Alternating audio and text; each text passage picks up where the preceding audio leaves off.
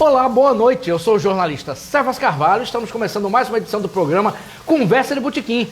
Toda sexta-feira em um bar ou restaurante de Natal, Parnamirim ou alguma cidade do Rio Grande do Norte, uma entrevista, na verdade um bate-papo descontraído e irreverente com alguém que faz algo interessante em Natal e no Rio Grande do Norte, como por exemplo, produção cultural. É para falar sobre esse assunto e muitos outros que eu estou aqui com Natália Santana, a quem eu vou saudar. Natália, bem-vinda ao Conversa de Botequim.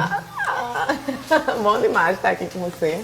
Uma alegria, obrigado por ter aceitado. Vamos bater um papo aqui. Oxe, um papo desse ainda tomando uma. Isso, aqui pode. O programa com Conversa Botequim é assim. Já que é Conversa Botequim, lembrar, o programa é feito no Mestiços. Estamos hoje no Mestiços, agradecer a Jaime e Josué pela parceria, em pleno funcionamento. Está chovendo? Está chovendo, mas não somos de açúcar, afinal de contas. Não. Existe guarda-chuva, enfim, dá para vir aqui no Mestiços. Já tem gente bacana aqui, agradecer a quem está aqui, tem gente que disse que vai chegar. Se não tiver medo da chuva, vai chegar aqui, muita gente bacana. Tem gente vendo de longe. E lembrando também que o programa é interativo, 100% interativo. Quem está no bar pode fazer perguntas para a Natália, passando para a produção, nossa produtora Natália Chagas, ou quem está assistindo pelo Facebook, amanhã vai para o YouTube, pode mandar perguntas para a Natália que ela responde na medida do possível. Natália, vou manter a tradição do programa, que a gente vai ter tempo aqui de sobra para conversar.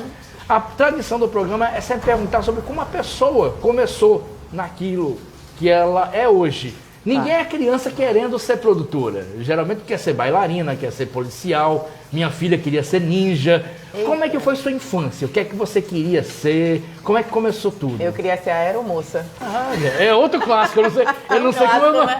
É um clássico. É um clássico. Né? Acho que essa coisa de viajar, né? De isso com quantos anos? 5, 6?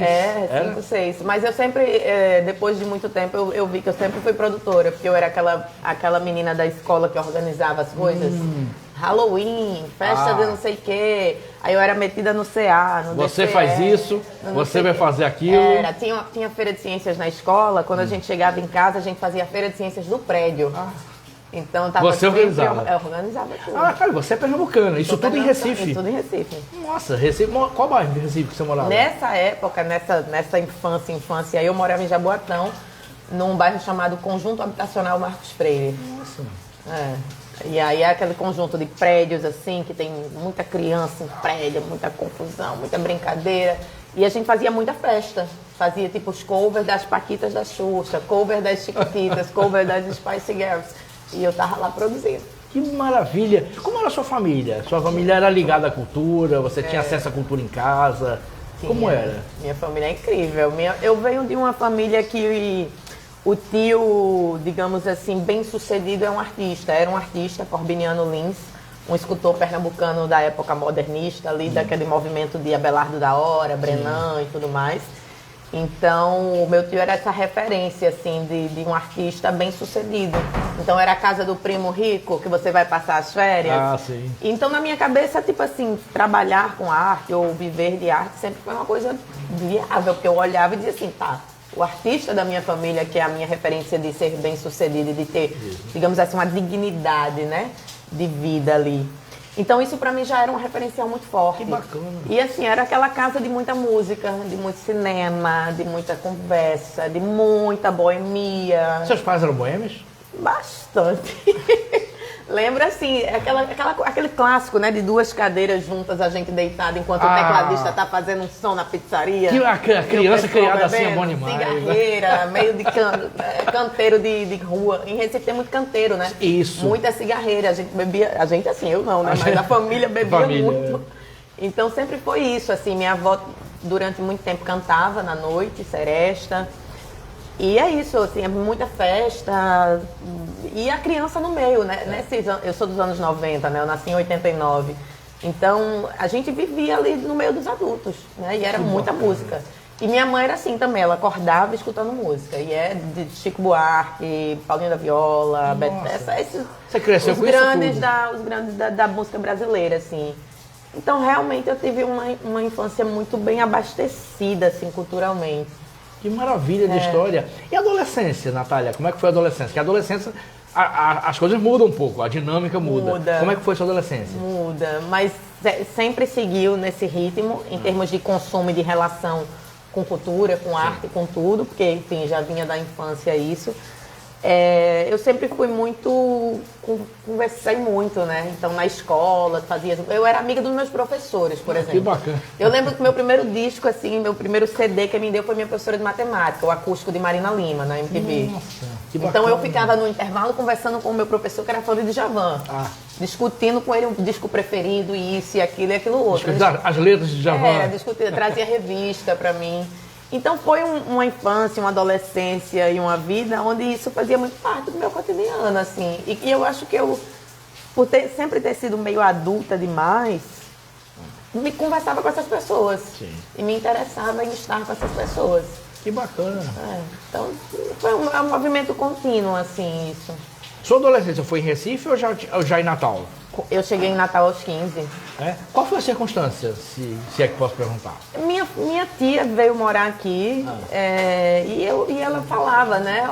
Recife teve uma época que era muito violento. Sim, eu lembro dessa fase. A gente teve, que o pessoal dizia que espremia o jornal e saía sangue. Exatamente, Quando começou o apelido Recife, foi nessa fase. A gente morava num bairro de periferia, tudo, então existia também esse cuidado de tentar minimamente talvez oferecer para mim, para minha irmã, uma possibilidade mais interessante de vida. E minha tia, não, vem para Natal, vem para Natal. Natal é uma cidade tranquila, né? Era eterna cidade tranquila. Quando eu cheguei em Natal, eu achava que eu estava dentro daquela novela Tropicaliente. Porque eu achava muito astral, essa coisa de Ponta Negra, açaí. Eu nunca tinha tomado açaí. Nossa. Aí eu cheguei na escola, o pessoal, não, porque vamos embora almoçar uma paçoca. E eu, gente, vocês vão almoçar paçoca? Paçoca de amendoim. Eu digo, vocês vão almoçar uma paçoca. Então foi toda uma descoberta. Choque cultural de Recife, que é 4 horas daqui com o Natal. Não, o pessoal tirava onda com o meu sotaque, que eu já perdi um bocado, mas tiravam onda. Mas foi incrível, assim, porque eu comecei, né, estudando tudo e acabei começando a trabalhar em Natal. Sim. Eu não trabalhei em Recife, eu veio com 15 anos, Vim com 15 anos. Fiz universidade aqui, História. Foi outra coisa assim na minha vida. Você é formada em né? História? Eu nem terminei. A verdade é que eu nem terminei. Eu passei 6 anos na universidade e fui convidada a me retirar. Sim. Porque eu já trabalhava. Com produção? Eu já trabalhava com produção. Opa, então vamos falar sobre isso. Um bar aqui em Ponta Negra. Olha, vamos falar sobre isso. Sobre como começou. Aí, dos 15 anos até começar na produção. Como é que foi o processo e como foi esse primeiro trabalho? Na verdade, meu primeiro trabalho foi limpando a piscina da pousada do meu tio. Era R$10 cada limpada de piscina. Eu comecei com 16, eu comecei a trabalhar muito cedo, assim, porque eu venho de uma família onde é minha mãe, eu e minha irmã. E minha mãe era aquela aguerrida, de cuidar da casa, de fazer dinheiro, de proporcionar uma mínima vida digna, como eu falei. Isso sempre era um referencial para mim. Então eu começo a trabalhar muito cedo nessa ideia de construir a minha independência financeira, de poder fazer as coisas, de comprar as coisas que eu queria, um disco, não sei o quê. E começo a trabalhar muito cedo nisso, assim. Nesse movimento de trabalhar limpando a piscina da pousada do meu tio, que era casado com a minha tia que veio morar aqui, né? Ele norueguês, inclusive. Sim. Eu começo a trabalhar dentro da pousada, vou fazer curso no Senac, faço microlins, faço turismo e hotelaria, faço AIB, começo a fazer um monte de curso. Eu gostava de fazer muito curso também. Bacana. E uma coisa foi levando a outra, até que eu cheguei a trabalhar no bar chamado Apreci, que era um restaurante. Sim, eu lembro. Né, que era um investimento também de noruegueses e tal, e teve essa ponte aí de contato. Eu começo a trabalhar lá no balcão, tirando chopp, café expresso, fazendo drinks. E aos poucos, eu muito ali, né, querendo organizar as coisas, como sempre. Eu acho que eles disseram assim, veja aí, que se você não quer propor um negócio diferente, porque a gente vai fechar o restaurante, fazer um bar e subir o bistrô para cima. Sim. E aí a gente quer fazer uma programação musical, quer fazer uma movimentação aqui no bar.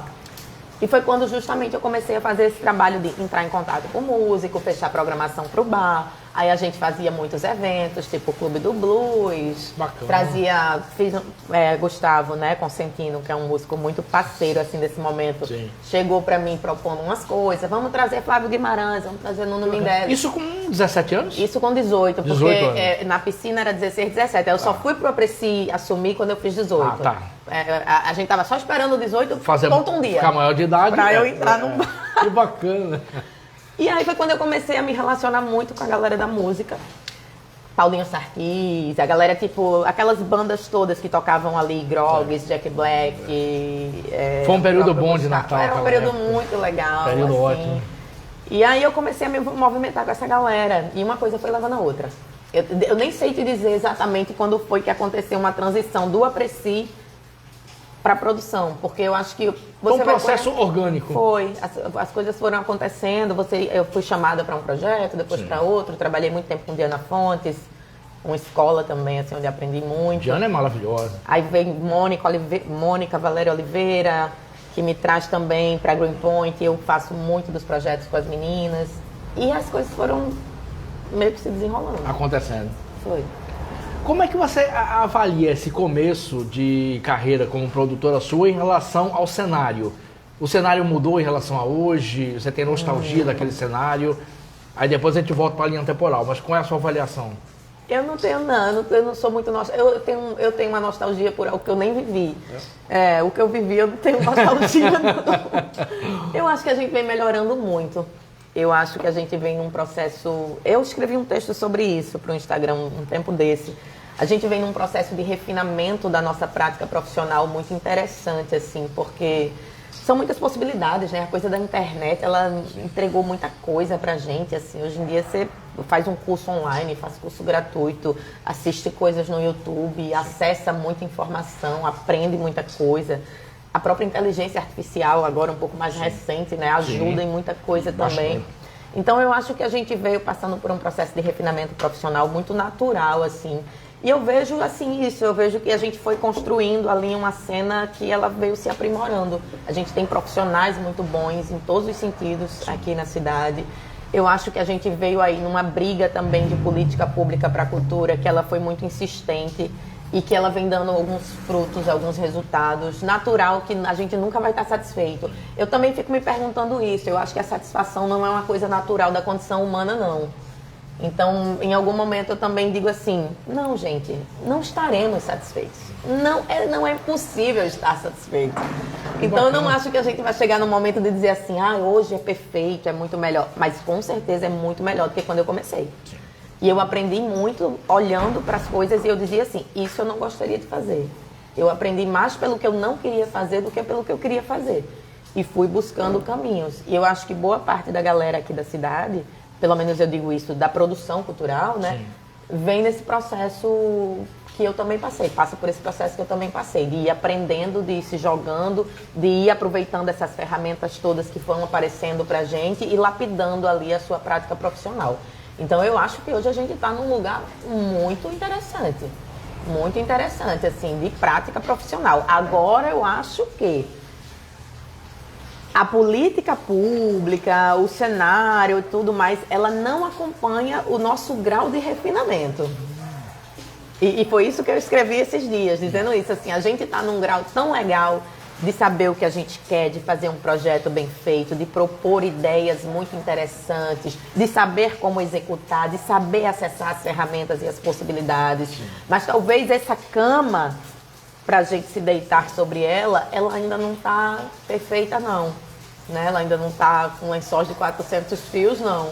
A gente ainda está ali meio que tentando ajustar. A gente sabe quando bota um elástico aqui, aí o outro solta, aí você bota no outro, aí o outro solta. Fazendo uma brincadeira nesse sentido.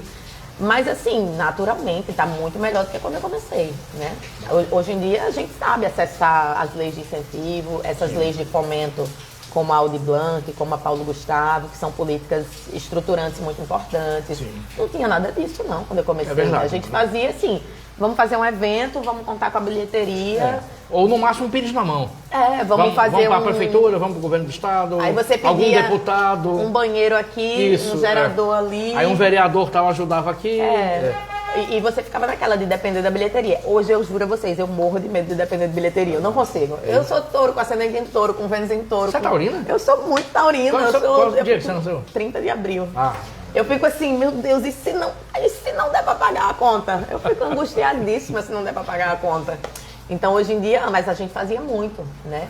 E aí, com as leis de incentivo, a gente foi aprendendo a lidar com essa ferramenta burocrática que são os editais e foi conseguindo construir coisas um pouco mais interessantes. um pouco mais sólidas, um pouco mais organizadas. E do ponto de vista financeiro também, né? Um pouco melhor. Mas, é perfeito? Nada. E como eu disse, não acredito na satisfação plena.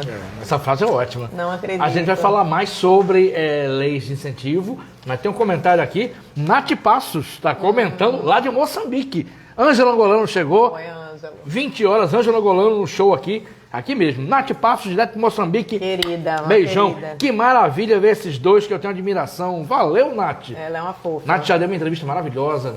Ela é uma querida. Não para de viajar. Ela Eu abro o Instagram, ela ela tá no Pantanal, ela tá no Amazonas. Ela fez um curso comigo no Teatro Sandoval Vanderlei há uns 2 meses. Que É maravilha. uma fofa.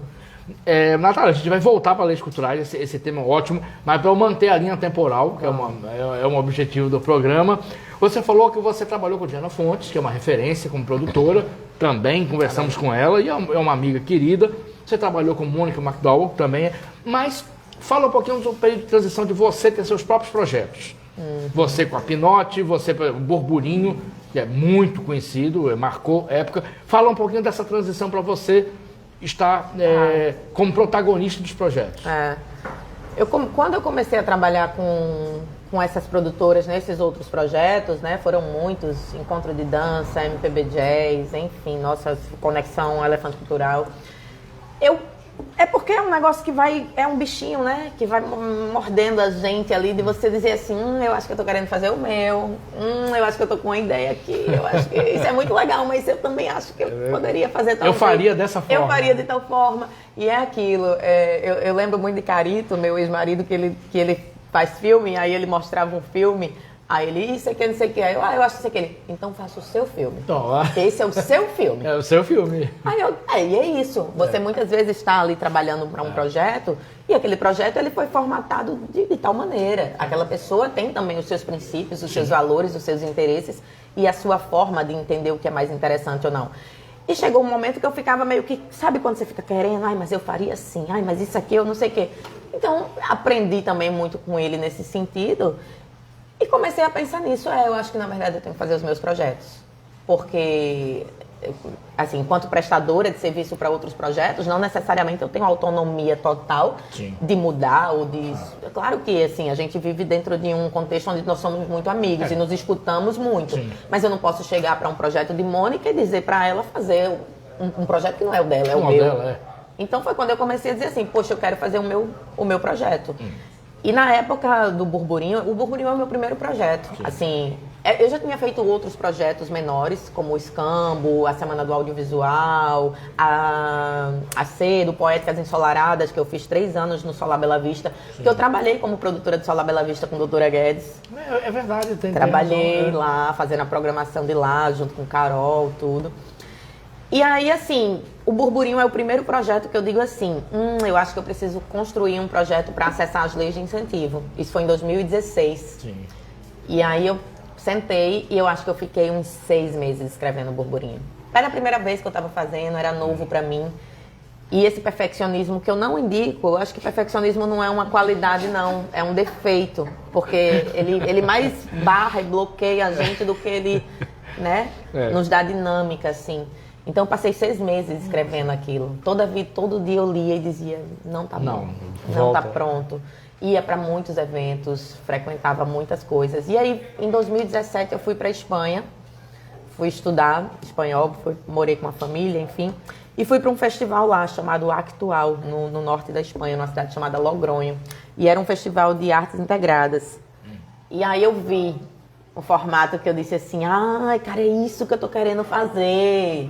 E ainda não tinha entendido direito. Sim. Porque quando você gosta de tudo, que você quer botar tudo no projeto, aquilo que a gente estava conversando, o Burburinho é esse projeto que me contempla nesse tudo. Porque eu gosto de cinema, eu gosto de arte, eu gosto de música, eu gosto de literatura. Mistura tudo. E de uma forma harmônica. Então é isso, é um festival de artes integradas. Mas pelo fato de ser um festival de artes integradas, eu preciso criar um formato interessante para que isso, de fato, tenha uma harmonia, tenha uma dinâmica interessante. Porque pode ser mais ruidoso do que agradável. Se um competir com o outro. Então eu realmente me debrucei, demorei muito, assim, lapidando a ideia. E foi o meu primeiro projeto. Aí ele estreia, eu passo 2026 inteiro nisso. viajo, volto, ele estreia, eu acho que é em março de 2017, no Bosque das Mangueiras. Foi. Com patrocínio, na época, Unimed, Coral Plaza, eu acho. Foi. Eu fui no primeiro. Foi muito legal o primeiro. Muito. Pronto, eu tenho muita saudade do primeiro. Eu tenho muita saudade do primeiro. Depois ampliou, né? Aí virou... Quando cresce, é um problema quando cresce um negócio. Que eu nem acho que hoje o Burburinho seja um projeto grande, assim. Os meus projetos, na verdade, eles são projetos de pequeno e médio porte.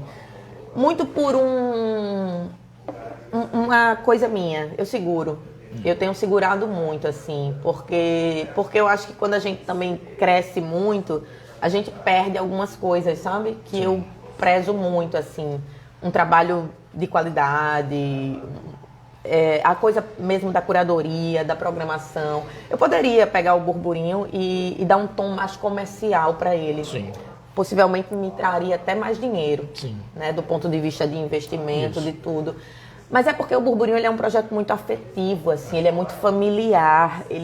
Eu tenho até medo de usar essa palavra para não parecer... Mas o primeiro Burburinho parecia uma confraria. É o que eu digo. Aqueles velhos amigos de lá. É um quintal. Era uma confraria. É um quintal onde a gente se reúne para uma convivência em torno da arte. Isso. E aí, esse crescimento dele, eu venho tentando cuidar de muitas formas para não perder isso. Sim. Eu acho que a gente vem conseguindo manter. Mas quando a gente sai do Bosque das Mangueiras, que era um lugar que é um cenário perfeito para essa ideia, a gente, não sei, eu sinto que perde um pouco, sabe? O concreto do Arena me deu uma tristeza tão grande. Mas naquele momento não tinha como, o Arena abraçou o projeto também, são parceiros. Depois a gente vai para o Aeroclube, nessa tentativa de tentar voltar um pouco para o chão verde, para, sabe, é difícil trabalhar no Arena. Eu gostei do formato Aeroclube. Eu achei bacana. E ele vem passando por esse processo, né, de ajustes, assim, muito em detrimento da coisa das mudanças de local e muito também em detrimento das mudanças da instabilidade financeira, da instabilidade de captação. A gente começou com 3 dias de Burburinho, depois foram 2, agora faz 1. O último foi 1 ano. Um dia. Um dia, né? O último ano, né? Natália, produção cultural é sempre fazer concessões, né? A gente tá meio conversando sobre isso. Você faz um plano, você faz uma ideia entre a utopia e o possível, mas aí depois quando vai para a prática muda. Como é que é isso? É horrível. É? Mas eu acho que o movimento é esse. Eu acho que a grande dificuldade é a gente eliminar. Sim. É o que estava falando também, né? Muitas vezes a gente quer botar todos os nossos sonhos num projeto só, numa iniciativa só, numa ação só. E não é possível, assim, não é possível do ponto de vista prático, do ponto de vista financeiro objetivo. E operacional. Exato, não é possível. Então, eu normalmente escrevo grande. Sim. E passo por um processo de ir tirando, enxugamento. de ir tirando, até entender quanto foi captado, inclusive. Sim. E depois da captação a gente ainda faz um novo enxugamento ali das possibilidades. Mas é esse processo mesmo da gente ir tentando fazer escolhas. E aí fazer escolhas é difícil, né? Porque envolve tanta coisa, às vezes envolve gente. Sim. Nossa, quando eu tive que diminuir a equipe, né? É uma tristeza, imagina. Essa parte horrível, né? Imagina, eu morro de vergonha muitas vezes de ou você chegar corta o cachê artista. ou corta a equipe, a pessoa. E eu não sei lidar com isso, eu fico arrasada, assim, porque eu acho que... Eu gosto muito de dinheiro, né? Eu acho que eu sou a única produtora que fala sobre dinheiro de maneira muito abertamente nessa cidade. De maneira muito abertamente. Então, assim, eu fico pensando nisso. Gente, não é possível eu fazer com esse montante esse tanto de coisa, porque senão vai ser ruim para todo mundo. Então, eu prefiro enxugar para manter a dignidade de todo mundo. Do cachê do artista, dos meus profissionais que estão ali trabalhando muitas vezes 3 meses. Eu que trabalho um ano inteiro. Isso aqui ganho menos, no final das contas, proporcionalmente ao tanto de trabalho. Né? Essa coisa do conforto do público que a gente preza muito. Vamos botar banheiro bom, vamos botar um som bom, vamos botar não sei o quê. E o tempo todo a gente tem que estar ali tirando, mas sempre para tentar manter o máximo de qualidade possível. Eu acho que esse é um movimento que eu venho fazendo de maneira muito insistente, assim, que é de tentar manter uma qualidade ainda assim dentro de um contexto muito precário. Natália, você tocou, eu ia fazer outra pergunta e ia ler aqui, mas você tocou num assunto interessantíssimo. O Brasil tem uma tradição cristã judaico-cristã, de que o dinheiro é um pecado, né? Os neopentecostais exageraram. A igreja fez um trabalho muito bem feito sobre isso. Pois é. Nos Estados Unidos, por exemplo, produtores de Hollywood falam sem papas na língua. Eu sou bom porque o meu filme rendeu 200 milhões. Como é que você vê isso, assim, da produção cultural, falar, não, a gente está aqui pela arte, quando, na verdade, produtores culturais, como jornalistas, escritores, têm boletos para pagar, têm contas para pagar e tem que remunerar bem as pessoas que trabalham. Disserta um pouquinho sobre isso, que esse assunto é ótimo. Por que a produção cultural tem que se arvorar como uma vestal do templo de que estou fazendo arte e não ligo para dinheiro? Mas isso daí é um processo histórico, né? Uma narrativa histórica que eu acho que foi muito bem construída em muitas instâncias. A igreja fez esse papel muito, muito bem feito, desde a Idade Média, inclusive, né? A própria igreja católica e tudo mais, e depois você traz esse histórico todo aí do neopentecostalismo, das igrejas novas e tal. E assim, eu fico pensando, digo, gente, que loucura, né? Porque no fundo, vamos ser sinceros, galera, todo mundo não só gosta como precisa do tal do dinheiro. Exatamente. E aí o capitalismo faz a gente também, né, vender ali o nosso tempo, o nosso conhecimento e as nossas ferramentas em troco desse dinheiro e tudo mais. E a gente entrou nessa de que, tipo assim, parece que o artista ganhar dinheiro faz com que a arte dele seja menor, porque ela entra naquele rol do comercial. E o comercial, ele é pejorativo, né? O comercial, ele não é cult. Ele não é o lado B. Entendeu? O cult tem que estar sofrido, tem que estar passando fome. Tem que passar fome. Agora pergunta a Caetano, a Gil, se eles querem isso pra vida dele, pro Chico Buarque, que vem de uma família maravilhosa, muito bem abastecida ali, se ele quer isso pra vida dele. Tem apartamento em Paris. Apartamento em Paris, que eu tô... Eu sei lá, que eu chego lá, Chico, casa comigo. Casa comigo também. Então a gente vem nessa de achar que trabalhar com arte, ela precede um pouco essa dificuldade, que naturalmente isso foi sempre colocado pra gente, e que o artista que ganha dinheiro, ele meio que se rendeu a esse capitalismo e a esse lugar do comercial que faz com que a arte dele parece que tenha uma leitura de tom menor. Isso. Né? Então eu acho que isso foi se emaranhando de maneira muito forte, sabe? Nas nossas estruturas, assim, inclusive de pensamento. E por outro lado, eu fico pensando nisso. Gente, imagina um artista que tem a possibilidade de tomar um café da manhã agradável, de dormir numa cama gostosa, sabe? De viver uma vida minimamente digna. A capacidade de criação dele, se não vai ser, né, mais refinada, mais elaborada, mais potencializada. Por que a gente fica o tempo todo achando que a precariedade, ela é matéria-prima? A precariedade nunca foi matéria-prima para ninguém. Nunca foi matéria-prima para ninguém. Agora, é isso. Essas grandes estruturas fez um trabalho muito bem feito de fazer com que a gente mesmo se sinta mal por ganhar dinheiro ou por fazer um projeto que nos renda algum tipo de, né, sei lá, de benefício. Tipo, eu olhava para aquilo e eu dizia, não, gente, não é possível. Assim, o meu tio, ele acordava todos os dias, tomava café da manhã, ia para o ateliê, voltava para almoçar, voltava para o ateliê, voltava para casa, assistia o Jornal Nacional, dormia, no outro dia era o mesmo movimento. É um trabalho, é um ofício. E como qualquer outro ofício, a gente trabalha dentro do sistema capitalista, que é o que a gente, em troco de dinheiro, para manter minimamente a nossa dignidade. Então, isso para mim sempre foi muito claro. Sempre foi muito claro. Então, eu nunca romantizei a precariedade como uma matéria-prima ou como uma condição natural de que a arte ela é menor se ela for alimentada por dinheiro, ou por benefícios, ou por coisas desse tipo. Mas é isso, a indústria fez esse papel também, né, muito interessante de colocar isso pra gente como sendo uma coisa assim, da gente se sentir mal por ganhar. Eu não me sinto mal por ganhar dinheiro, não. De jeito nenhum. Agora, eu tenho meus valores, eu tenho os meus princípios. Se eu ganho, quem tá comigo ganha junto. Porque aí entra o meu misticismo, aí entra a minha onda toda. Você é mística, né? Eu sou muito, né? Eu nunca imaginava, eu pensava que você era pragmática.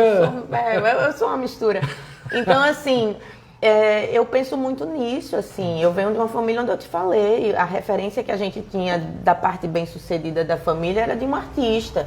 Então, para mim, nunca teve dissociado a arte de uma dignidade de vida, de cotidiano, de finanças, de tudo muito bem, sabe? Meus primos, que era filho de um artista, estudavam no Salesiano. Eu estudava numa escola qualquer de bairro. Meus primos faziam cultura inglesa. Eu Não tinha acesso a isso. E eles eram filhos de um artista. Então, para mim, eu acho que naturalmente, eu venho de um processo de observar aquilo e dizer assim, por que as pessoas dizem que essas coisas são separadas se o meu tio, que é artista, é quem é o mais legal, assim, que vive mais legal da família, onde eu passo as férias comendo chamito, todinho. Pronto, Né? Eu quero isso para mim também e para os meus também.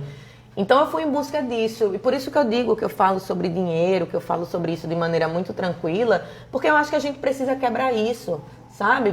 Tanto que é isso, muitas vezes, quantos artistas, quantas pessoas aqui nos chegam às vezes para fazer um trabalho e não sabem nem quanto vai receber, nem quando vai receber.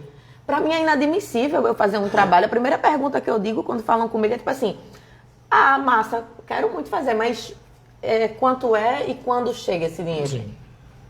Eu vou fazer no aleatório, no doido, eu vou entregar toda a minha potencialidade de tempo, de input. Outros segmentos não fazem isso. Nunca, você não vai chegar para um dentista. Um encanador, um dentista. Não vai, amigo, faça aqui minha obturação, eu vou ver aí daqui a 3 meses, quando você cair bota, a emenda, faz uma licitação.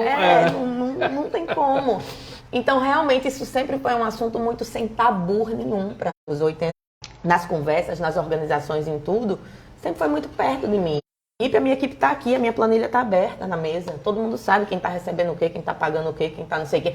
Aí eu acho o quê? Por que as pessoas têm muito medo disso? Porque é um assunto que não se naturalizou e a gente não aprendeu a linguagem de falar sobre isso com essa naturalidade, né? A gente realmente tem certos bloqueios, muitas vezes não sabe nem como usar as palavras adequadas para isso. E porque também a gente se sente meio que envergonhado. Sim. E aí não faz sentido para mim ter Mas, Natália, você acha que foi criada uma narrativa, porque me veio à mente agora, por exemplo, criminalizou-se, entre aspas, a Lei Rouanet. Também. É terrível isso, né?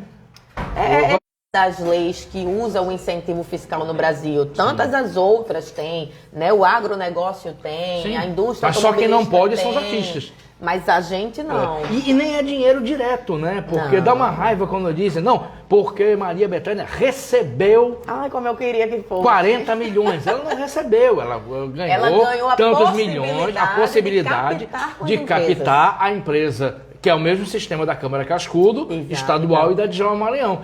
Ela ganhou o direito para fazer um ano de turnê. Os 40 milhões não são, tá aqui 40 milhões para você. Exato. Né? Como artista local, quando ganha, nossa, recebeu um edital, ganhou 40 mil. 40 mil na sua conta. Oba, vou para Pipa passar um mês. Não é assim. Nossa, e como se a gente pudesse pegar o dinheiro e fazer o que quisesse com ele, exatamente. Né? Eu ia perguntar isso, prestação de contas. O mais doido é isso, assim, esses mecanismos, né, essas ferramentas, porque existem as ferramentas de incentivo e existem as ferramentas de fomento. As ferramentas de incentivo, que são essas leis de isenção fiscal, como você citou as 3, a federal, a estadual e a municipal, elas trabalham nessa perspectiva disso, né? A gente recebe um certificado que nos possibilita captar recurso com a iniciativa privada. Beleza, o dinheiro não chega pra gente, né?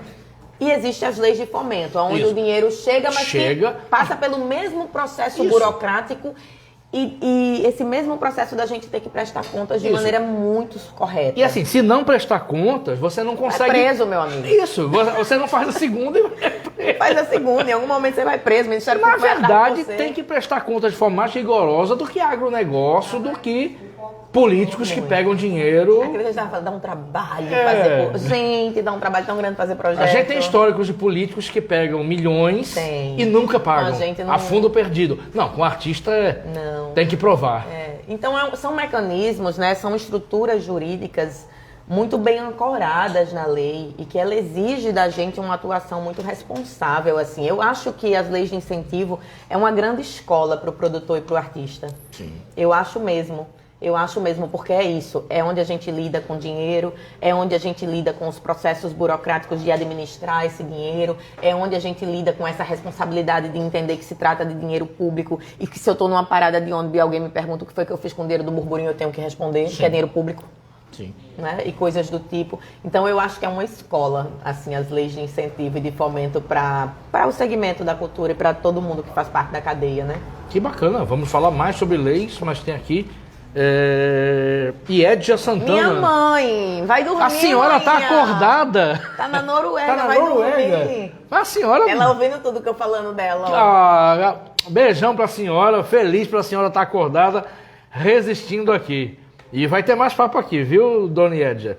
Simone Vasconcelos. Ai, meu Deus, é outra, foi minha professora. Opa, eu estou amando ver essa menina mulher sendo entrevistada. Parabéns, Natália. Desde criança você mostrou seu potencial. Um abraço, sucesso pra você. Gente, ela era minha professora de quê? De primário? Ela é mãe de uma amiga, Thalita. A gente cresceu meio que junto e ela dava aula de reforço pra mim e pra minha irmã. Que bacana. E lá em Recife? Lá em Marcos Freire, onde eu te falei. Tá aqui, obrigado. Menino, opa. Chegou um novo. Obrigado, querido. Isso, manhã vendo, já tá bebendo. Mas é conversa de botequim, né, Dona Edja? É porque faz parte da direção de faz arte. parte. A culpa é minha. Ela falou que A cola é. Direção de arte. É meia culpa, meia máxima culpa. Eu que conversei ela a beber, viu, Dona Edja? Vamos aproveitar que a gente está falando em leis, vamos passar para a lei, depois a gente volta para a linha temporal e para muitos outros assuntos. Como é que você está vendo, como é que você viu a primeira lei Aldir Blanc, que foi emergencial na pandemia, e como é que você está vendo o processo dela se tornar um plano, um projeto fixo, que é a PENAB, e as contradições que envolvem e as polêmicas envolvendo a PENAB no Rio Grande do Norte e nos municípios? Qual é a sua visão, Natália? Eita, como é que é polemizar mesmo. Aproveitar que você está no segundo uísque. Eu olhando para a produtora. E olhando para a produtora. O segundo uísque é um perigo. Depois desse a gente fala coisas absurdas aqui. Mas eu acho assim, a PENAB, Opa, gente, aí, comida, obrigado, adorei, Josué. Adorei, aí, taurina, né? Só veio comendo. Tá vendo? Nossa, ainda dá cheiroso. Tá. A PENAB é um instrumento muito importante. Muito importante. O que aquilo ali fez pra gente na pandemia, eu digo a você porque eu fui beneficiada também ali, onde todo mundo parou. Eu acho que foi um dos períodos que eu mais trabalhei. Engraçado. Nossa. Engraçado. Um paradoxo, porque né? Um paradoxo, porque era muita gente procurando para escrever projeto. Ah, sim, né? Me procurando para escrever, e você também naquela de tentar ajudar todo mundo que tentava chegar, porque você sabia que estava todo mundo na mesma merda que você, e tentando dar um jeito de conseguir uma grana, de não sei o que. E eu trabalhei bastante, assim. E eu acho que foi muito importante. Aquilo ali segurou a vida da gente de maneira absurda, assim. Eu sou muito grata por isso, porque realmente eu não só precisava, como fiz uso do mecanismo para mim e para outras pessoas, né, para as quais eu trabalhei, assim. E eu acho que naquele momento era muito necessário aquilo. Não tinha como a gente passar por aquele período sem existir uma política emergencial de auxílio. E direta, né? Muito direta. Eu acho que quando a gente começa, pelo fato de ser uma política emergencial, a gente tem mais facilidade. Eu acho que o trâmite ele foi um pouco mais maleável. Porque é isso, era emergencial. É emergencial, é. A partir do momento que ele passa a ser uma espécie de política estruturante fixa, como a gente viu posteriormente, né? De 4 anos para frente, e a gente está vivendo esses 4 anos para frente agora e tudo mais, ele começa também a fazer ajustes em cima do que viu de erros, de falhas, de necessidades de... Porque assim, gente, quando a gente faz a gente, que eu digo o governo, né, propõe uma política como essa, existe uma controladoria em cima, existe um Ministério Público em cima, existe o setor de contas do Ministério da Cultura, da Casa Civil, do não sei o que, em cima. Existe a necessidade de uma prestação de contas pública para o povo brasileiro, em cima. Sim. Então, é ingenuidade nossa achar que aquele primeiro momento ele permaneceria com aquela maleabilidade. Sim. Não iria permanecer. Por quê? Porque aquilo ali era uma política emergencial. Depois iria normalizar. Depois iria normalizar. E quando a gente fala normalizar no Brasil, a gente fala em burocratizar. Exatamente. Então, naturalmente, como aconteceu muitas questões ali, se olhou para aquelas questões e eu acho que foi pensando o quê? A gente precisa aprimorar. Aprimorar significa burocratizar, porque querendo ou não, você começa a botar barreiras ali de acesso facilitado. E aí você começa a exigir também do outro um grau de responsabilidade maior, de qualificação maior, de entendimento do uso daquele dinheiro público um pouco mais refinado também, como eu falo muito. E era natural que esse processo acontecesse. Então, quando eu olho para aquela primeira e quando eu olho para essa, eu não me admiro que hoje estejamos diante de um processo um pouco mais chato, um pouco mais desgastante, um pouco mais complicado. Agora, paralelo a tudo isso e entendendo o que eu estou trazendo aqui para vocês, eu fico me perguntando se não seria inteligente a gente fazer um processo burocrático que ele não necessariamente fosse absurdamente difícil. Por que o difícil? Por que tem que ser difícil? É aquela coisa, vou te ensinar a pescar. Meu amigão, se puder trazer o peixe com limão, eu lhe agradeço, porque eu tô com fome. Entendeu? É o que eu digo sempre, meu amigo, se eu puder te dar o peixe, eu vou te dar o peixe, cara. Eu vou te dar o peixe, porque a gente vai... E a gente aprende também na benesse, a gente aprende também na bonança, a gente aprende também na facilidade e na beleza da vida. Eu não quero aprender só na dificuldade, não. Então, em vez da gente olhar para um processo como aquele e dizer assim, beleza, aconteceu esses erros, isso, aquilo, outro, vamos ver como é que a gente consegue ajustar o erro, mas seguir num processo de facilitação. Foi feito um movimento contrário. O erro, ele precedeu um processo de dificuldade. Que hoje é isso, é um absurdo. É a sua percepção. É uma cacetada de documento, é plataforma, é planilha, é não sei o que, é documento, é não sei o que eu acho que tem que ter. Eu sou muito a favor da burocracia. Eu acho que a burocracia, ela nos...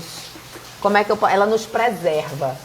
Principalmente quando a gente está falando de público, de dinheiro público. Você está resguardado. Eu estou resguardada. Está aqui a minha documentação. Meu amor, está aqui nota fiscal, está aqui o projeto. Certidão negativa. Está tudo aqui. Você quer mais o quê, meu amigo? Estou resguardada. O problema é que, além desse processo burocrático administrativo que lida com toda essa coisa de documentação, de formulários cada vez mais delicados, dessa necessidade disso, daquilo outro, existe um processo também aí que eu acho que é o que vem sendo mais polêmico, que é o processo de avaliação dos projetos. Os pareceristas. Dos pareceristas. Como o Brasil inteiro teve que dar conta de atender à execução de uma política muito importante e muito necessária, ao mesmo tempo todo mundo teve que fazer o processo de chamar parecerista, de não sei o que. E aí eu vou ser muito sincera. De repente você é parecerista, você recebe 40 projetos aqui para avaliar, vai ganhar R$30 para avaliar cada projeto desse. Você tem aí 15 dias para avaliar. Me diz como é que tu faz essa avaliação? Você não vai fazer.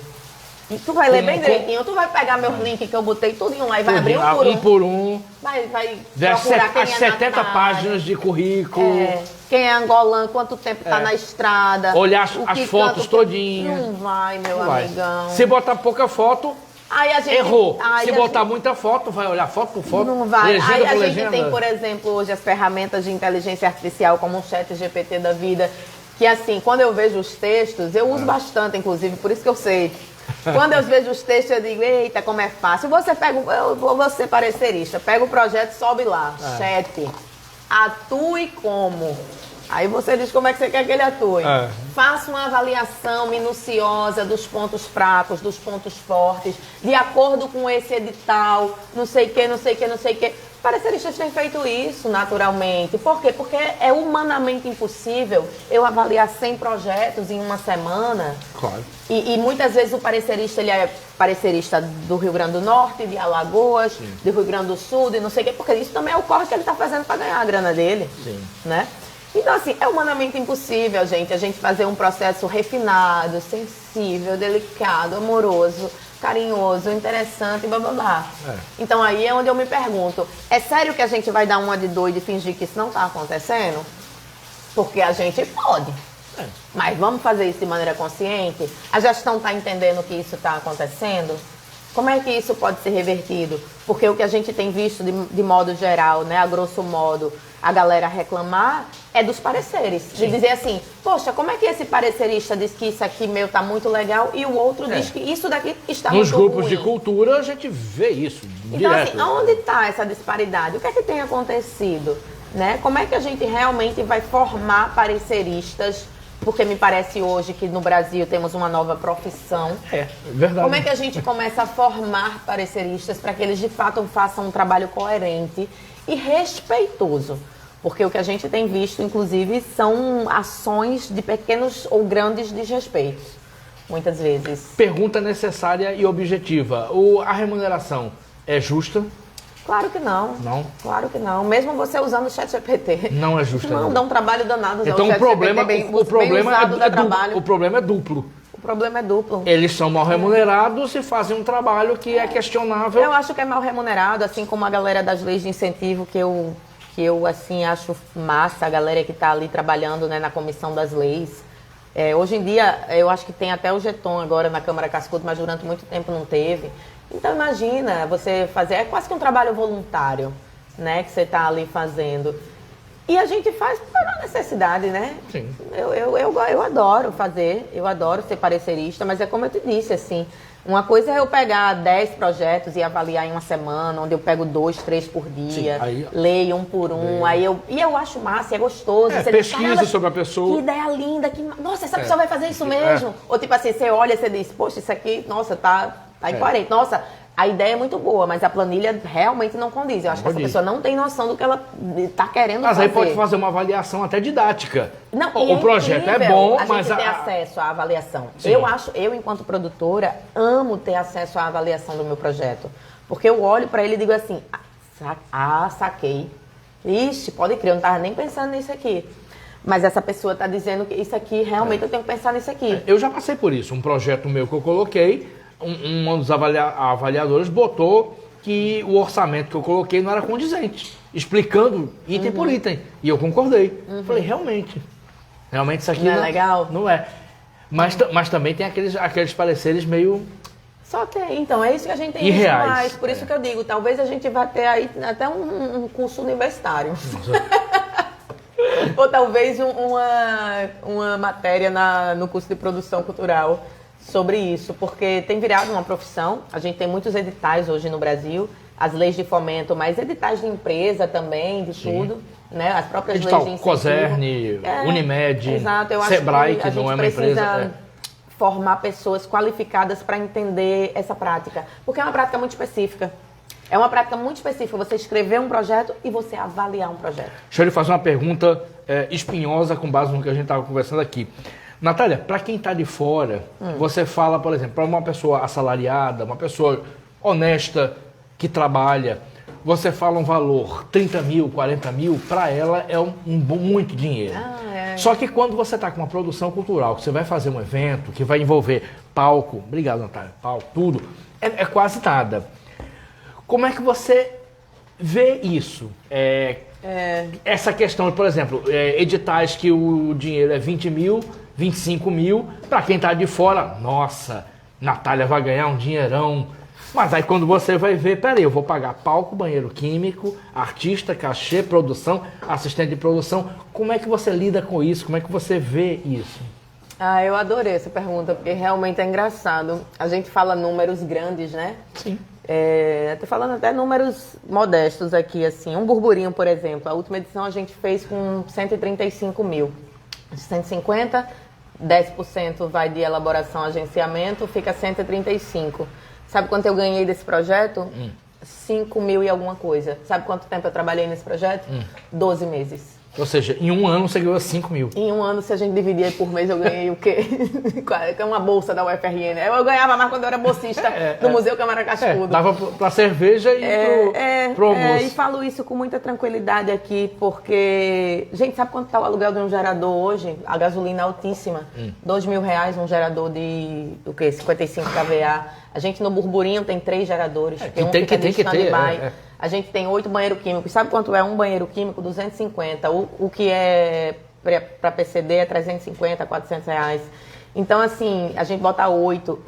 Eu adoro fazer isso. Assim, às vezes dá vontade de eu fazer online, abrir aqui a minha planilha e botar no Instagram para todo mundo ver. Vamos preencher comigo.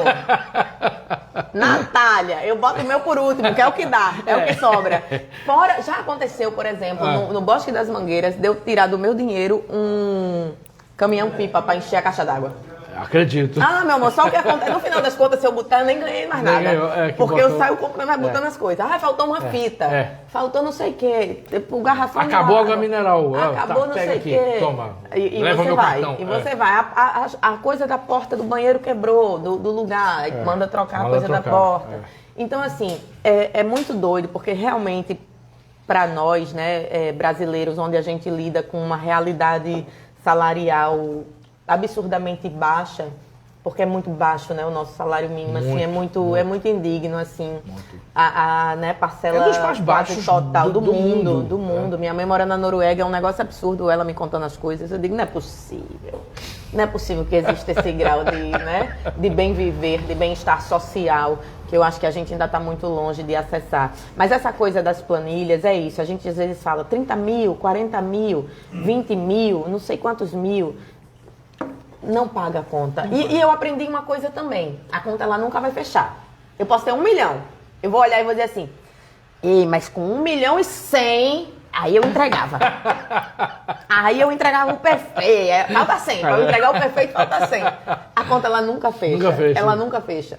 E é isso, é muito caro, tudo é muito caro.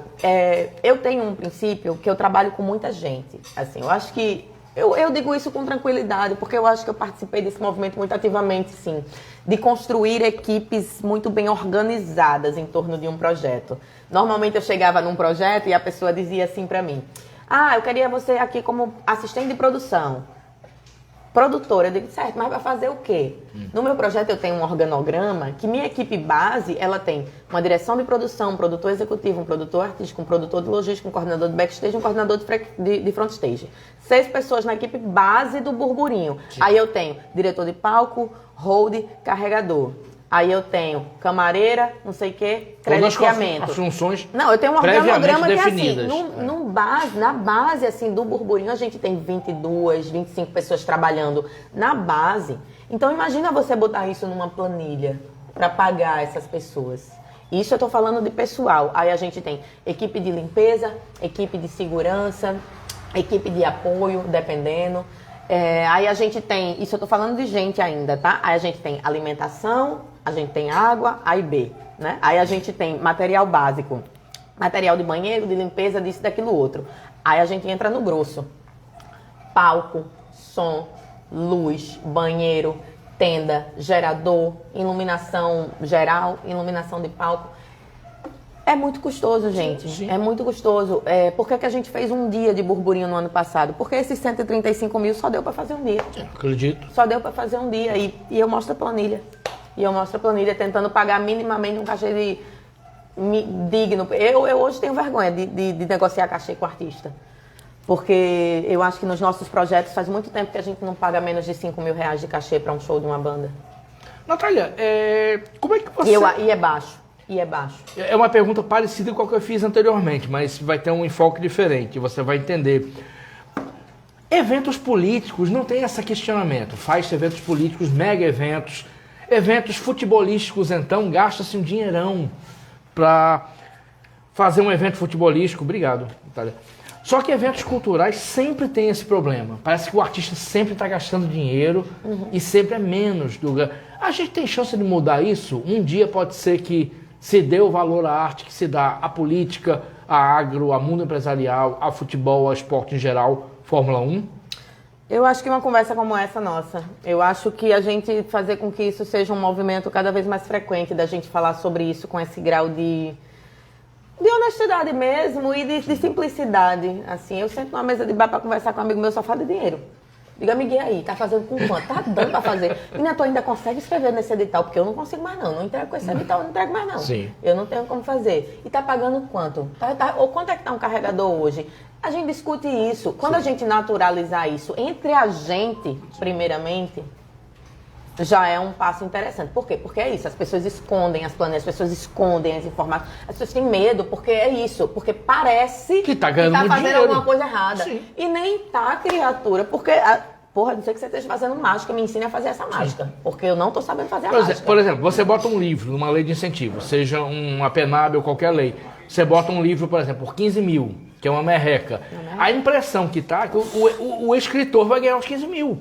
Só que tem o custo da impressão, revisão, diagramação, lançamento. Nossa, gráfica tá cara, que é uma beleza. Mas pra quem tá de fora, nossa, fulano de tal, Cefas ganhou 15 mil. No máximo tu Cefas ganhou aqui está 1.500 bem. E se tu for inteligente de conseguir 10% da tua planilha. E olha lá. Se tu for inteligente de conseguir 10% da tua planilha, que é uma coisa que eu acho digna. É estranho isso, porque não se questiona isso do jogador de futebol. Não. Ele merece o salário que tem e merece até mais. Mas eu acho que é isso. É a gente começar a entender isso como um trabalho. Sim. Isso eu bato muito na tecla, porque é o que eu digo da coisa do meu tio e não sei o que eu via indo pro trabalho, né? Eu faço isso todos os dias, mesmo quando eu não tenho um projeto nem nada, eu acordo, eu tomo banho e eu sento no meu escritório para trabalhar.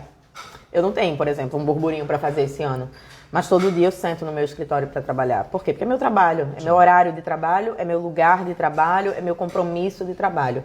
Então hoje é muito nítido isso para mim. Quando eu falo sobre produção cultural, quando eu vou dar oficina, quando eu estou formando outras pessoas, seja numa conversa como essa, ou numa oficina, num curso e tal, eu bato muito nessa tecla. Gente, isso aqui é nosso trabalho. A partir do momento que a gente assume essa postura também de se colocar profissionalmente diante dessa situação, as pessoas começam a entender mais. É a minha mãe mesmo, sei lá quando foi que minha mãe entendeu que isso era meu trabalho, por exemplo. Né? Eu acho que ela percebeu, eu acho que ela viu a minha movimentação, de certa maneira, num tom de seriedade. Em algum momento. Eu sei que Dona Iédia deve estar assistindo. Deve estar. Ainda deve estar acordada. Ela alguma vez questionou, tipo assim, minha filha, procura um emprego Ela queria de que eu fosse verdade. advogada, ela queria que eu tivesse feito direito, porque era o sonho dela, os pais botam os sonhos para os filhos, né? Freud explica essa transferência de sonho. Naturalmente, minha mãe deve ter olhado para mim e ter dito assim, meu Deus, minha filha é uma promotora, uma juíza, né? Filha, arruma um negócio que dê dinheiro. Mas eu acho que ao longo do tempo ela deve ter visto o meu grau de comprometimento com isso, assim. Eu não vou dizer que eu sou uma produtora bem-sucedida ou coisa do tipo, mas eu sou uma produtora muito comprometida com o meu trabalho e com a minha dignidade. E com a dignidade dos meus. Sim. Então eu realmente trago isso muito para minha conversa do meu cotidiano. Por isso que eu falo de dinheiro. Por isso que eu falo sobre isso de maneira muito natural, porque eu acho que é um processo que a gente tem que fazer, sabe? E aí, a partir do momento que a gente está confortável com um assunto como esse, a gente vai também estar confortável para conversar sobre isso com uma pessoa comum, sabe? Com a minha tia, que talvez não entenda nada sobre isso, ou com não sei quem, ou com não sei quem, ou com alguém na rua que passa e vê uma mesa de produtor num bar falando sobre isso, e coisas do tipo. Então, eu acho que parte primeiro de um movimento nosso, desse entendimento, eu acho que de adotar uma postura realmente de trabalho profissional e pronto. Porque eu vou conversar com um dentista igual, eu vou conversar com um engenheiro igual. Eu nunca vou me colocar no lugar de que estou aqui à disposição da arte ou do entretenimento, que eu acho muito importante também, como se eu estivesse fazendo um trabalho voluntário. Sim. É meu trabalho. É meu trabalho. Do mesmo jeito que ele me entrega um serviço ou um produto, eu também entrego um serviço e um produto para a sociedade. E ressalto um produto e um serviço de um valor absurdo. Exatamente. Absurdo. É porque a gente ainda não parou para entender o valor que uma música tem na vida da gente. Eu acho que a gente, no fundo, sabe. É porque a gente fala pouco sobre isso. A gente acha que, naturalmente, um prato de quibe, pô, valorzão, né? Com certeza. Mas aquela coisa, o que é uma música na vida da gente, o que é um filme na vida da gente. É porque é subjetivo, né? Eu acho que as pessoas têm dificuldade com o subjetivo. Tem. Por isso que eu digo, eu tenho uma frase que eu repito muito, eu trabalho em torno de um processo civilizatório a favor do sensível. Eu trabalho para que a gente não perca a nossa capacidade cognitiva, a nossa sensibilidade, e eu acho que a arte, ela é o que realmente alimenta esse processo do nosso aprimoramento humano, né? Então eu trabalho muito nessa perspectiva. Então eu digo, do mesmo jeito que você me vende um prato de quibe, eu te vendo aprimoramento humano, eu te vendo capacidade de refinar a tua sensibilidade. E é um produto absurdo. Que bacana. É finíssimo um produto como esse. A gente precisa só que as pessoas entendam o grau de fineza do que eu te entrego. Exatamente. E Nath Passos está aqui, também ligada. Parabéns, o papo está muito bom. Daqui a pouco o Ângelo Angolano aqui. Falou que ela podia ser jornalista também, viu? Eu fiz jornalismo no ano que eu fiz história, eu passei em jornalismo também lá em... Nossa, fui fazer a prova em Catolé do Rocha. Você tem vocação para jornalista. Eu queria te pedir um favor, aproveitar para ver se dá uma força, porque este ano não haverá o Festival Bossa Jazz. É um absurdo lá. Eu ia fazer não haverá, shows lá, estava contratado desde o ano passado. Não haverá. Eu já deixei meu violão à disposição e estou pedindo que você dê uma força, porque tem um bocado de artista. Pronto. Como vamos Pronto, fazer aí. Isso sem... Vamos falar disso. Como quem está no Facebook não ouviu, porque o microfone só capta a gente, Ângelo Angolano, que vai estar aqui nesse palco agora, falou que estava já agendado para o Festival Bossa Jazz e não vai ter. Ainda tem isso, né? A cadeia de artistas convidados, a pessoa faz um planejamento, tudo, e vai tudo pro espaço. Eu fiquei, quando postou, eu estava conversando com o Luciano, que é o sócio do Jussara, esses dias. Um beijo pra galera do Festival Bossa Jazz e todo meu respeito e admiração. A gente já sabia, né, que ele ia fazer esse movimento de publicar essa notícia e tal. E eu fico pensando, se um Fest Bossa Jazz, que tem 17 anos, tem o título de patrimônio, né, imaterial e tal, tá nessa dificuldade, imagine eu, coitada de mim, o meu projetinho, bichinho, não é nada nem ninguém. Mas assim, um projeto como esse, que a gente sabe o tanto de artista que reúne, o tanto de público que reúne, o quanto mobiliza dentro daquela praia. E aí envolve restaurante, envolve hotel, envolve pousada, envolve o cara que tá vendendo a empada na rua, o cara que tá vendendo as pulseiras na praia, ou não sei o que. Cara, o quanto que mobiliza o município de Tibau, a Praia da Pipa e tudo mais. E o quanto que nos entrega disso que eu te disse, desse produto fino que a gente não tem um nome exato pra ele. Ano passado foi Rosa Passos. Eu assisti o show. A gente tava lá. Na frente, eu e Natália estavam lá. Rosa Passos. 12 shows ano passado. Teve um show da Anatólia, que foi maravilhoso. Aquele de Mercedes Sossas. Aquele de Mercedes Sossas também. Isso, foi maravilhoso. Eu estava lá também. A gente deve ter esbarrado com o Natália. Então, é um festival incrível que entrega tanto pra gente. E mesmo com um histórico tão grandioso e tão robusto, e mesmo com uma demonstração muito clara de resultados impactantes, está sofrendo com uma coisa como essa. Sofre o evento e sofre a cadeia toda. A cadeia toda é tudo. Como o depoimento de Ângelo, que estaria lá, guardou a data. Quantos artistas nossos vão ficar sem um jobzinho a mais esse ano que é importante? Eu até falei, meu violão está à disposição, se eles resolverem fazer. Vamos fazer uma grande mobilização. Vamos fazer. Então, assim, eu fico muito triste, porque são projetos muito importantes, né? Muito significativos, assim. Na hora que eu entrei em contato com Carlota, que é a atual companheira de Luciano, dizendo assim, amiga, tu sabe a data para eu tentar reservar uma pousada antes de lançar a data para pegar mais barato? Aí ela, não vai ter. Não vai ter. Aí eu fiquei arrasada. E aí é isso, eu também estou nessa situação de ter 4 projetos esse ano parados, Cine Verão, Ponto de Ebulição, Burburinho e Caravana Rec, e tantos outros produtores também passando por isso. Né? Então a gente está realmente num ano muito difícil, E olha que é um ano universal 1. Deveria ser um ano bom se a gente vai pra numerologia. A Nádia vai adorar agora a conversa. Isso é misticismo, é? Eu vou pra tudo. Eu vou pra cabala. Eu que sou jornalista político penso, é ano de eleição geral, é ano ruim. É ano ruim. De modo geral, a gente vai no contexto socioeconômico, político, na parte objetiva da vida. Ano de eleição presidencial e governo do estado é horrível. Então assim, que pena, né, que um projeto como esse vai realmente desmobilizar um monte de gente, assim. E isso é trabalho, é uma grana, e é a nossa capacidade também de viver essa dignidade que eu falo tanto dessa palavra, assim, né? De viver. Você não queria fazer seu show de qualquer jeito lá, Ângelo? Não queria. É isso. Porque você saberia acordar e não tocar música amanhã? Não, né? Eu vivo disso há 50 anos. É isso. Então, para o artista é muito doido, porque além do dinheiro que a gente está falando muito aqui, da importância, ninguém vai negligenciar um boleto pago como sendo de um prazer absurdo na vida da gente. Um artista mesmo, ele não consegue não fazer. É condição básica de sobrevivência. Se você escreve, escrever. Se você filma, filmar. Se você canta, cantar. Se você não é... Eu nem sou artista. Mas eu também busco me formar dentro dessa sensibilidade de entender, porque, na verdade, a arte, para mim, é o meu produto principal, né? Exatamente. Produção, se chegou os apoiadores aqui é porque a gente já tem 1h10. Gente, eu sou prolixa, desculpa, e tomando uísque. Pra mim não tinha nem meia hora. Mas a chuva dá pra continuar mais um pouquinho. Dá pra ser, Ângelo? Pronto. Ângelo vai tocar daqui a pouco, um showzaço, tá liberando. Eu tenho mais umas perguntas. Deixa eu passar pra parte lúdica. Depois a gente volta à parte lúdica do programa. Produtora cultural sempre tem histórias curiosas. Você lembra de alguma história emocionante que você já viveu? E alguma história, por exemplo, curiosa? De um artista que deu trabalho pra você? Não precisa nem dizer nome, só a circunstância. Tem algumas, Natália? Tem. Emocionante. Todas são, assim, emocionante. Tem uma frase que eu também digo muito, que é tipo assim, quando é que tá bom? Quando eu me emociono. Então, normalmente, quando eu tô fazendo algo e eu sempre vou em busca desse bom, é porque eu tô emocionada. Eu sou emocionada. A minha mãe sabe disso. Eu ficava lendo livro, chorava copiosamente. Você chora em filme, chora... Eu choro no comercial, pô, não choro no filme. Comercial, eu lendo o Morro do Vento Uivantes chorando, copiosa, sem nem saber por que eu tava chorando. Entendeu? Escutando Fagner, me balançando numa rede e chorando, e tipo assim, por que eu tô chorando?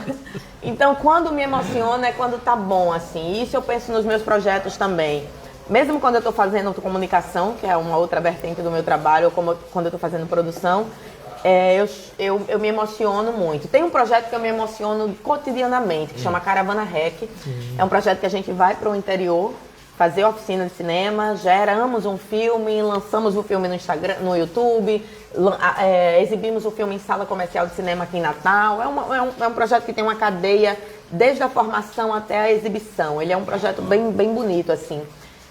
E esse projeto me emociona muito, porque muitas vezes, cada cidade que a gente chega, nos chega tanta coisa, assim. Eu teve uma pessoa querendo me dar uma galinha pra eu trazer pra casa. Que maravilha! A pessoa querendo me dar um bode pra você trazer pra casa, agradecendo.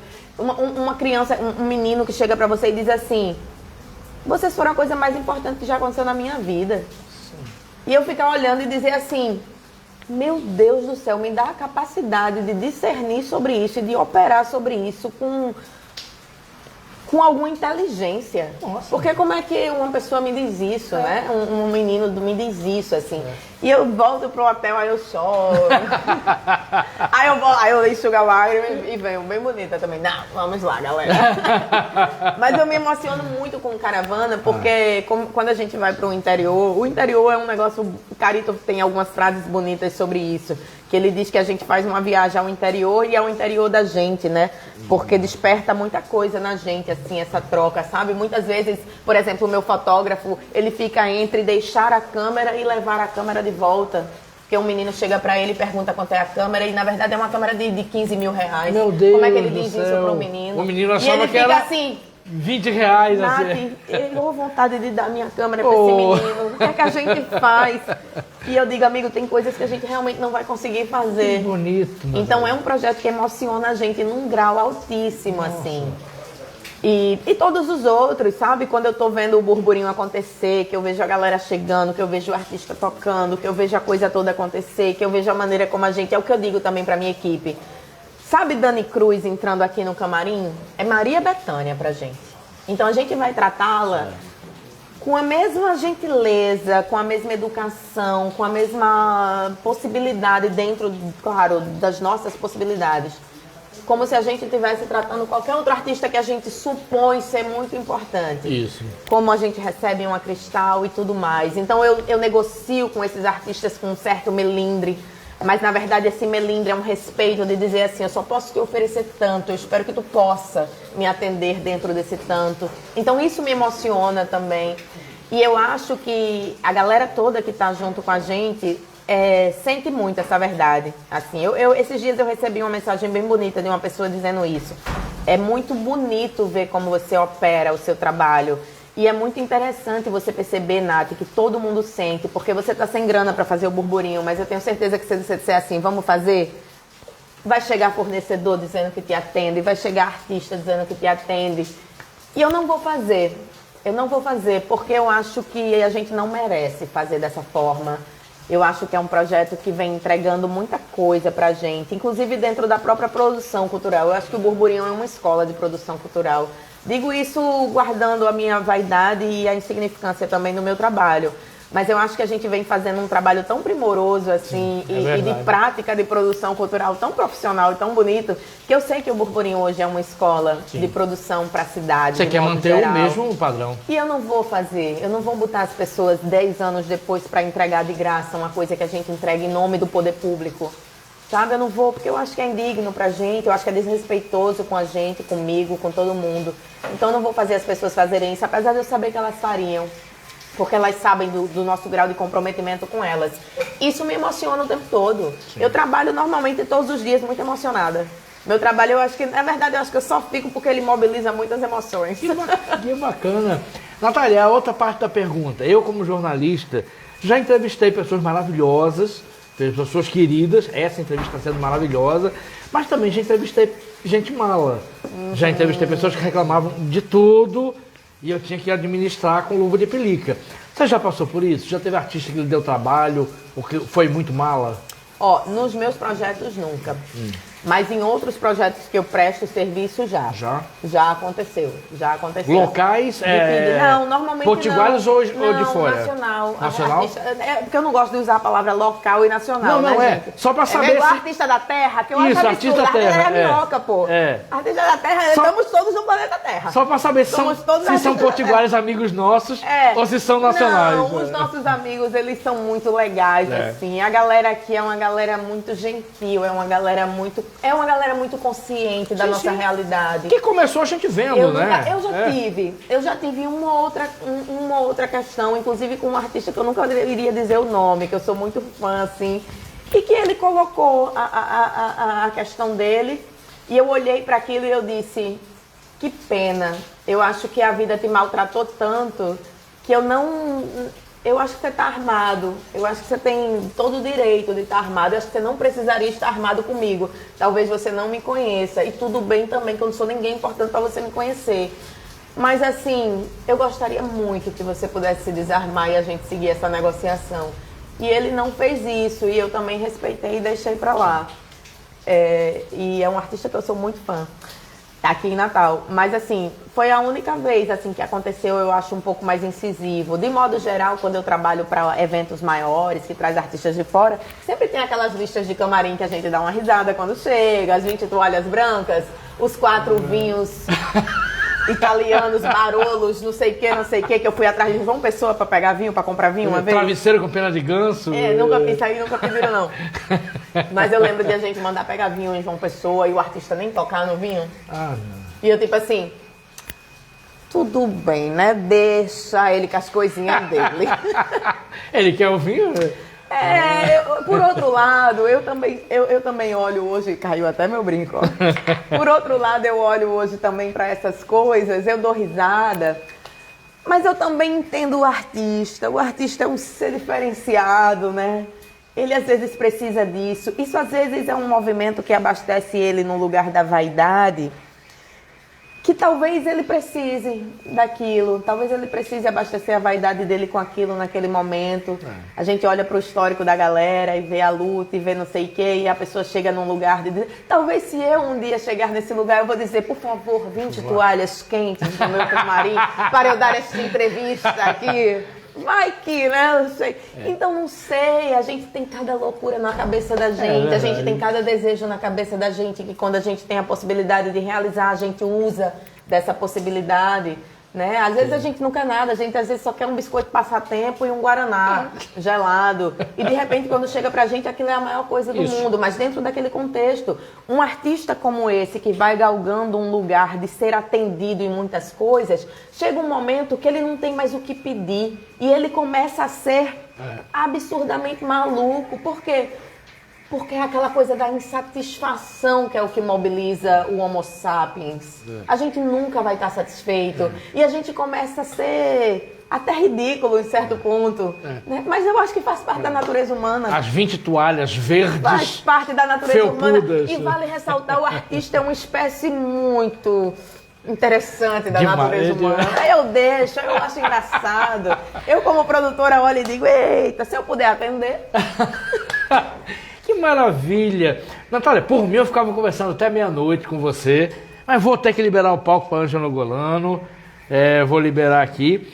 Agradecer os nossos apoiadores, agradecer a Durne Sindicato, Sinmed, Sintro, Sindipetro, Associação Médica do Rio Grande do Norte, Cartório Paiva Amaral, Sindipreves, SPVA, Adélia Paiva fez aniversário ontem, beijão Adélia, e Cachaça São Vale. Por falar em Cachaça São Vale... Meu Deus, vamos tomar cachaça. Não, você vai receber, se você vai beber com você. Não vou não. Vai que? Agora não, né? Uma caipirocha de limão siciliano. Meu Deus do céu, eu amo limão siciliano. Adoro. E para os donos do estabelecimento, para Josué, uma cachaça São Vale Prata. Valeu, Josué. Obrigado. Esse projeto aqui feito Potiguar é incrível. Obrigado, Josué, pela parceria. Você gosta de caipirosca? Eu adoro. Oba! Esse feito potiguar é incrível, gente. Sim. Acompanha, é um projeto. Pois é, a São Vale é uma cachaça genuinamente potiguar de Ceará Mirim, no Engenho Verde Vale. Eu vou tomar hoje, isso aí eu vou botar pra gelar. Eu acho que esse aqui vale gelado, né? Isso. Esse aqui vale gelado. Se quiser beber vendo o show de Ângelo Golano, a gente bota pra gelar aqui. Gente, eu gostaria muito de ver, porque eu tenho alguns compromissos ainda hoje. Sim. Então, contra a minha vontade, que por mim eu ficava até meia-noite, vou encerrar o programa, agradecer, Natália, obrigado, foi maravilhoso, foi quase uma aula divertida, mas foi muito bom, obrigado por ter aceitado o convite. Obrigada a você, gente, desculpa a minha prolixidade. Obrigada, amor. Agradecer a Natália Chagas, que fez a ponte com Natália Santana, a Charaz. Ela é danada, né? Ela é uma danada. Lembrando que o livro de Natália Chagas se encontra à venda ainda. Ainda não está esgotado, o Olhos Verdes, que foi lançado aqui no Mestiço. É ficção, é? É poesia, é ficção? Livro de contos de Natália Chagas. Agradecer a Josué e a Jaime pela parceria. Agradecer aqui a Ângelo Golano, que daqui a pouco eu vou, já entrevistei ele, Conversa Botequim, e vai ter uma segunda conversa que foi maravilhoso. Agradecer a todos e todas que estão assistindo, a dona Iedia, mãe de Natália, que está na Noruega. Mãe, pelo amor de Deus, vá dormir. Vá dormir. Adorei. Ai, meu Deus. Dona Iedia, vá dormir. dormir, dona Iedia, pelo amor de Deus. Nath Passos, se tiver acordada, vá dormir também. Tá 6 horas na frente. 6 horas na frente, em Moçambique. Beijão pra você. A todos e todas, muito obrigado e até o próximo Conversa de Botequim. Beijos. Arrasaram. Ele, governador Valadares. Ela é governador Eu Valadares. fui a governador Valadares.